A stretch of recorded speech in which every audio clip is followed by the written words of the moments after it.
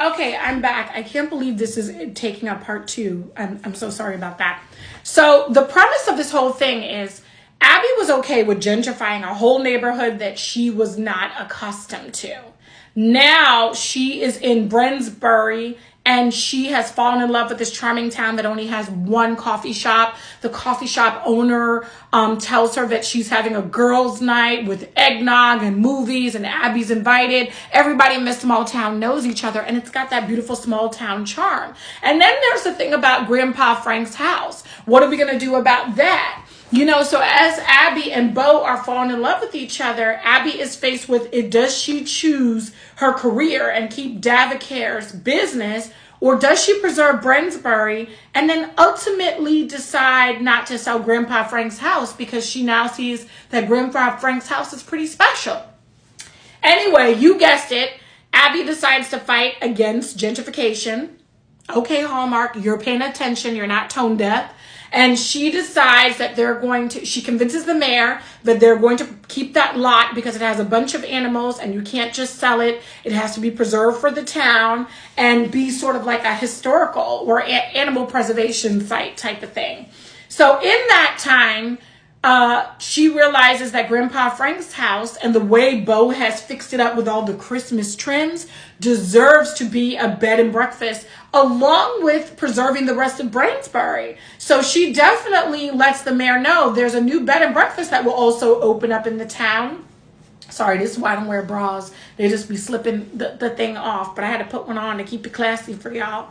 Anyway, so she definitely realizes that there's more things that are just important than her career. Preserving this town that she has fallen in love with, and then striking up a deal with Bo, her new love interest, and realizing that they can preserve Grandpa Frank's home, open it up as a bed and breakfast, make profits that would help Claire and John, Abby's sister and brother-in-law, do an extension on their house and make room for Claire and Abby's dad to actually have his own little ensuite instead of him living out in the garage.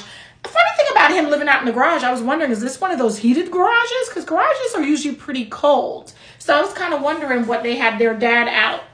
Now, this movie had a touching part. If you did not watch like the last 30 minutes, you would have missed it.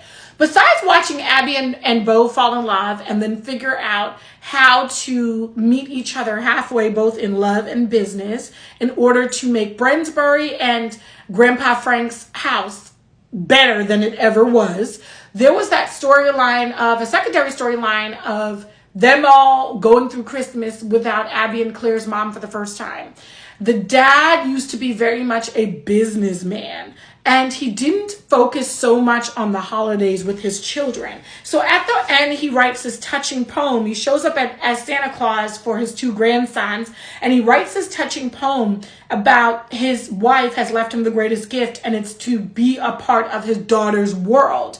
So you get to see this family dealing with their first Christmas without their matriarch, pulled together and find beauty in this wonderful, charming little town. And I don't always buy when Hallmark says a town is charming, but I could definitely tell that Brensbury was charming. And there were definitely some actual natives there, because I think, there was definitely diversity in this town. And so I could honestly see why this town, along with Grandpa Frank's house, was amazing after Abby and Bo fixed it up. And I could honestly, I wanted to hate this movie. I wanted to score this movie low, because here's my issue with Flipping for Christmas. It's the fact that you can have the same movie any season.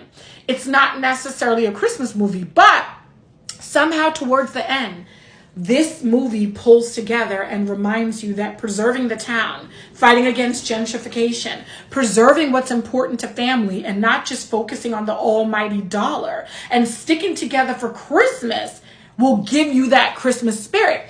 So Flipping for Christmas was about a lot more than just flipping homes and gentrification. And that's what made this movie so special. So I wanted to hate it, but I did not. I'm giving it a 7 out of 10.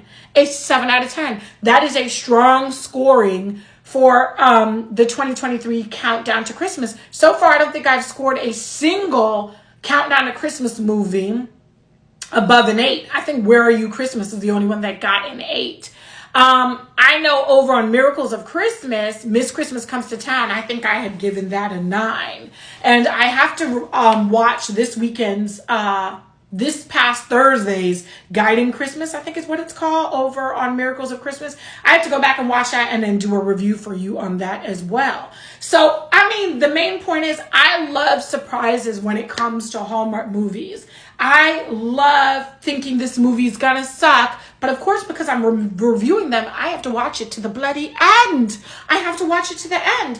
And I watched this to the end, and now I am a Mark Rosner fan. And I would say that Ashley Newborough, I would say that they had so much chemistry, and I look forward to seeing them in future movies. Did you guys make it to the end of this movie? If you did not, I implore you to go back and to watch this movie. Okay, you see my Dolly Parton hair is moving, baby. It's moving. All right, guys, it's KJM. This was part 2 to Flipping for Christmas, Countdown to Christmas movie that premiered last night at 8 p.m. Eastern. I will say it again, the 2022 Countdown to Christmas season started so much stronger than this year. This year just looks like a ripoff of last season. So whenever I find a movie that I think is gonna suck and it ends up being a gem, I am super excited. So shout out to Flipping for Christmas.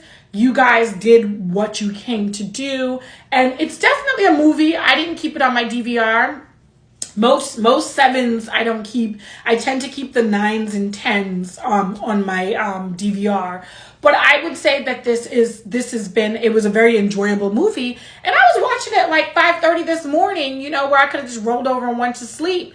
But instead, it really kept my attention. I know Megan's currently watching it. So I'm going to wait and see like what she says about it and if she liked it or not. But I definitely told her, don't turn it off in the first 30 minutes. There's some gems in this movie. All right, guys, let me know how you felt about Flipping for Christmas, how you felt about these reviews.